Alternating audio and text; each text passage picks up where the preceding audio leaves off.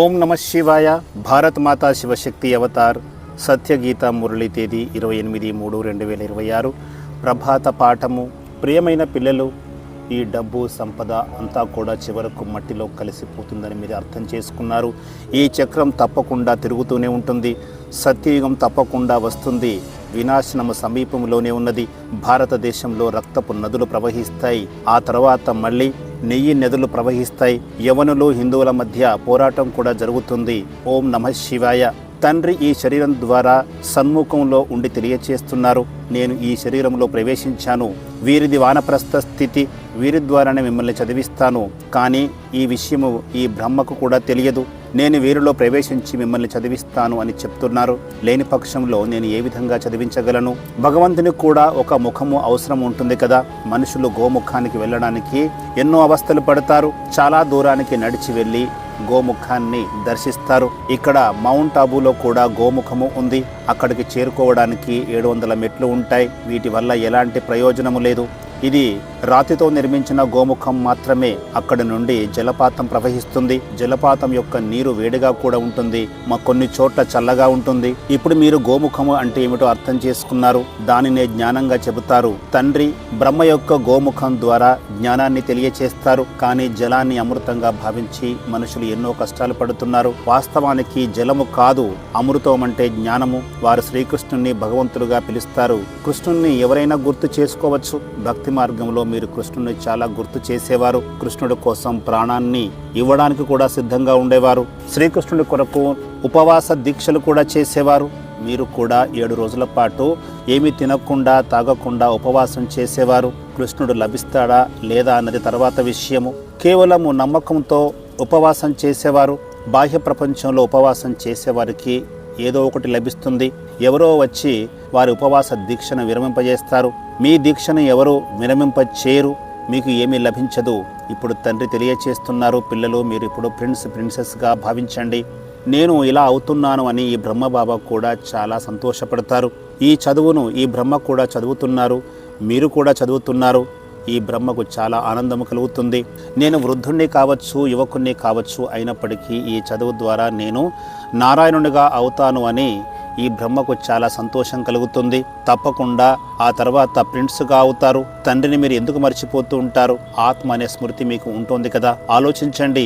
స్వయంగా ఆత్మల తండ్రి ఇక్కడ చదివిస్తున్నారు. తండ్రి స్వయంగా తెలియచేస్తున్నారు, నేను ఈ సాధారణ శరీరంలో ప్రవేశిస్తాను. దీనినే భాగ్యశాలి రథంగా పిలుస్తారు. భగవంతునికి మనుష్య రూపంలోని రథమే కావాలి. నేను వీరి శరీరంలో ప్రవేశించి మీకు తెలియచేస్తాను అని తండ్రి తెలియచేస్తున్నారు. ఇక్కడ మీరు కూడా వింటారు. నరుడు నుంచి నారాయణునిగా మారే జ్ఞానాన్ని మీరు వింటున్నారు.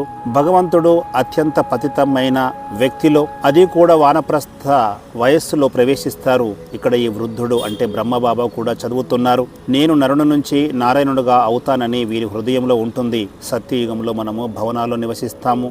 భగవంతుడు చదివించే చదువులో ఎలాంటి పొరపాటు ఉండవు. ఇక్కడ అందరూ కూడా విద్యార్థులే. మనందరము పరస్పరము సోదరులముగా అవుతాము. తండ్రి దగ్గర చదివి ప్రపంచానికి అధిపతులుగా అవ్వడానికి మనము సాధన చేస్తున్నాము. అలాంటప్పుడు సంతోషము కలగాలి కదా. మేము బంధనంలో ఉన్నామని కొద్దిమంది చెప్తూ ఉంటారు. కొద్దిమందికి పిల్లల యొక్క బంధనము, మరి కొంతమందికి భర్త యొక్క బంధనము ఉంటుంది. తండ్రి చెబుతున్నారు, ఈ చదువును చదవాలి, నన్ను స్మృతి చేయండి అని పరమాత్మ చెప్తున్నారు. 84 జన్మల యొక్క చక్రాన్ని కూడా అర్థం చేసుకోవడము, గుర్తుంచుకోవడము చాలా సహజము. ఇక్కడ వికారిగా కాకూడదు. అయినప్పటికీ మనుషులు బలహీనతలకు లోనవుతారు. అయినప్పటికీ తండ్రి పిల్లలపైన దోషాన్ని ఉంచరు. మీ స్థితి బలహీనంగా ఉన్న కారణంగా పొరపాట్లు చేస్తారు. ఈ జన్మను వదిలివేయండి. అనేక జన్మల యొక్క పాపాలు మీ తలపైన ఉన్నాయి. వాటిని తొలగించుకోవాలంటే స్మృతి ద్వారానే సాధ్యమవుతుంది. మీరు తండ్రి యొక్క స్మృతిలో నిమగ్నం అవ్వాలి. మనుషులందరూ కూడా పురుగుల్లా ఉన్నారు. మీరు మాత్రమే బ్రాహ్మణులు. మీరు ఇతరులను మీ వలె మార్చాలి. ఆ టీచర్ మమ్మల్ని తన సమానంగా తయారు చేసిందని పిల్లలు చెప్తూ ఉంటారు. సంగమ యుగంలోనే సద్గురువు లభిస్తారని మీరు అర్థం చేసుకున్నారు. ద్వాపర కలియుగంలో అనేక మంది గురువులు లభిస్తారు. వారికి ఎన్నో బిరుదులు కూడా ఉంటాయి. శ్రీ 108 జగద్గురువుగా పిలుచుకుంటారు. వాస్తవానికి జగత్ అంతటికి ఒకే గురువులు ఉంటారు. వారు మనిషి కాదు, కానీ ఇది ఎవరికి గుర్తుకు రాదు. జగద్గురు అంటే మొత్తం సృష్టికి గురువు అని అర్థం చేసుకోవాలి. వారు ఒక్కరే ఉంటారు. వారే అందరికీ మోక్షాన్ని ఇస్తారు. మరి ఈ బిరుదును వారు ఎందుకు పెట్టుకున్నట్లు? మనుషులు తమ అలంకారాన్ని తామే పాడు చేసుకుంటున్నారు. గాడిదలకు ఎంత అలంకారం చేసినా కూడా చివరికి మట్టిలోనే పోర్లాడుతుంది. తండ్రి కూడా పిల్లలని అలంకరిస్తారు, ప్రయోజకులుగా చేస్తారు. అయినా కూడా పిల్లలు తమ అలంకారాన్ని చెరుపుకుంటారు. మాయా వేసే చెంపదెబ్బతో అలంకారము పాడైపోతుంది. అందుకే రావణుని తలపైన గాడిద ముఖాన్ని చూపించారు. భక్తికి సంబంధించిన విషయాలను ఇక్కడే మర్చిపోవాలని తండ్రి తెలియచేస్తున్నారు. ఇక్కడ ఒకే తండ్రిని ప్రేమపూర్వకంగా గుర్తు చేయాలి. ఇక్కడ ఉన్నవన్నీ కూడా సమాప్తమైపోతాయి, అన్నీ కూడా మట్టిలో కలిసిపోతాయి. ఎవరి దగ్గర ఏమీ మిగులదు. మిర్వా మౌత్ మలూకా శిఖార అనే గాయనము కూడా ఉంది కదా. వినాశనం జరిగినట్లయితే మనందరము స్వర్గానికి వెళ్తామని మీరు సంతోషిస్తూ ఉంటారు. పిల్లలు, మీరు ఇప్పుడు ఈశ్వరీయ సంప్రదాయంలో ఉన్నారు. ఆ తర్వాత మీ యొక్క డిగ్రీ అంటే క్వాలిటీ తగ్గిపోతుంది. ఇప్పుడు భగవంతుడు స్వయంగా వచ్చి చదివిస్తున్నారు. మీరెంతో భాగ్యశాలి ఆత్మలు, మీది గొప్ప భాగ్యము. భగవాన్ వాచ, నేను మిమ్మల్ని రాజాదిరాజులుగా తయారు చేస్తాను. గీతను చెప్పేవారు కూడా కేవలము ఒక రామచిలుకలాగా వల్లవేస్తూ ఉంటారు. వారికి ఏమీ అర్థం కాదు. జ్ఞానము, భక్తి, వైరాగ్యం యొక్క రహస్యాన్ని తండ్రి మాత్రమే తెలియచేస్తారు. జ్ఞానాన్ని పగలుగాను, భక్తిని రాత్రిగాను చెబుతారు. రాత్రి తర్వాతనే వైరాగ్యం వస్తుంది. ఎవరికి వైరాగ్యం వస్తుంది దాని గురించి కూడా తెలియదు. కేవలము మాట మాత్రంగా చెబుతారు. జ్ఞానము, భక్తి, వైరాగ్యం అని మాత్రమే చెబుతారు. మాట్లాడే మాటలు సరియైనవే, కానీ దాని గురించి ఎవరికి లోతుగా తెలియదు. తండ్రి జ్ఞానాన్ని ఇచ్చిన తర్వాత ఇక్కడ పగలు ప్రారంభమవుతుంది. ఆ తర్వాత భక్తి ప్రారంభమైతే దాన్ని రాత్రిగా పిలుస్తారు. ఎందుకంటే రాత్రిలో కష్టాలు ఎదురవుతాయి. అర్ధకల్పము పగలుగాను, అర్ధకల్పము రాత్రిగాను కొనసాగుతుంది. భక్తి మార్గంలో బ్రాహ్మణుల యొక్క రాత్రి కొనసాగుతుంది. బ్రహ్మరాత్రి అంటే బ్రాహ్మణ రాత్రిగా భావించాలి. ఆ తర్వాత పగలు వస్తుంది. ఈ జ్ఞానం వల్లనే పగలు వస్తుంది. భక్తి వల్ల మళ్ళీ రాత్రి అవుతుంది. రాత్రిలో మీరు వనవాసంలో ఉంటారు. ఆ తర్వాత పగలులో మీరు ధనవంతులుగా అవుతారు. మనము ఇక్కడ వనవాసంలో ఉన్నామని మీరు తెలుసుకున్నారు. ఇక్కడ ఏమి సుఖాన్ని పొందాలి? ఇక్కడ లభించేదంతా కూడా తాత్కాలిక సుఖమే. ఇక్కడ అప్పుడే సుఖము, అప్పుడే దుఃఖము వస్తుంది. ఎక్కడ చూసినా గొడవలే ఉంటాయి. దీనిని అనాథ ప్రపంచంగా పిలుస్తారు. తండ్రి గురించి మనుషులెవరికి తెలియదు. భగవంతుణ్ణి రాళ్లల్లో, రప్పల్లో ఉన్నారని అంటూ ఉంటారు. కాబట్టి తండ్రి చెప్పిన దానిని సరిగ్గా వినాలి. స్వయాన్ని ఆత్మగా భావించి తండ్రిని స్మృతి చేయాలని బాబా మళ్ళీ మళ్ళీ చెబుతున్నారు. ఆత్మలను భగవంతుడు చదివిస్తున్నారు. ఇది నిజంగా భగవాను వాచే. ఇప్పుడు భగవంతుడు అంటే ఎవరు? పెద్ద పెద్ద సన్యాసులు, పండితులకు కూడా ఈ విషయం తెలియదు. భగవంతుడు పునర్జన్మలు తీసుకోరు. వారు మన తండ్రి స్థానంలో 84 జన్మలు తీసుకునే మనిషిని భగవంతుడుగా పేర్కొన్నారు. ఈ బ్రహ్మను పల్లెటూరు పిల్లగాడుగా పిలుస్తారు. వారికి ప్రతి జన్మలో కృష్ణ అనే పేరు ఉండదు. ప్రతి జన్మలో పేరు మారుతూ ఉంటుంది. పేరు, రూపం, దేశం, కాలం, లక్షణాలు అన్నీ కూడా మారిపోతాయి. కృష్ణుడు ఏ విధంగా పల్లెటూరు పిల్లవాడుగా అయిపోయారు ఇది కూడా ఎవరికి తెలియదు. ఇది పూర్తిగా సత్యము. వివిధ పేర్లు, రూపాలు తీసుకుంటూ చివరికి అంతిమ జన్మలో పల్లెటూరి పిల్లవాడిగా అవుతారు. వీరు పిల్లవాడుగా అయిన తర్వాత అనేక జన్మల చివరి జన్మలో నేను వీరిలో ప్రవేశిస్తాను అని పరంపిత పరమాత్మ తెలియచేస్తున్నారు. వీరి యొక్క వానప్రస్థ వయస్సులో నేను ప్రవేశిస్తాను. 84 జన్మల తర్వాత పల్లెటూరి పిల్లవాడుగా అవుతారు.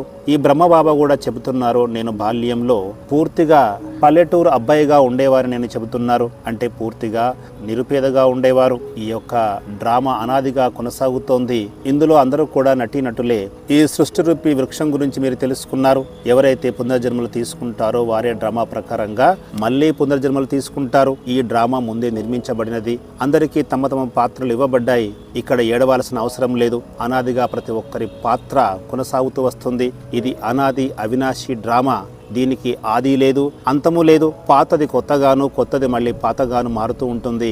పాత ప్రపంచాన్ని కొత్త ప్రపంచంగా, కలియుగాన్ని సత్యయుగంగా ఎవరు మారుస్తున్నారు? ఆ కర్తవ్యము తండ్రి నిర్వహిస్తారు. డ్రామా ప్రకారంగా తండ్రి వచ్చి నరకాన్ని స్వర్గంగా మారుస్తారు.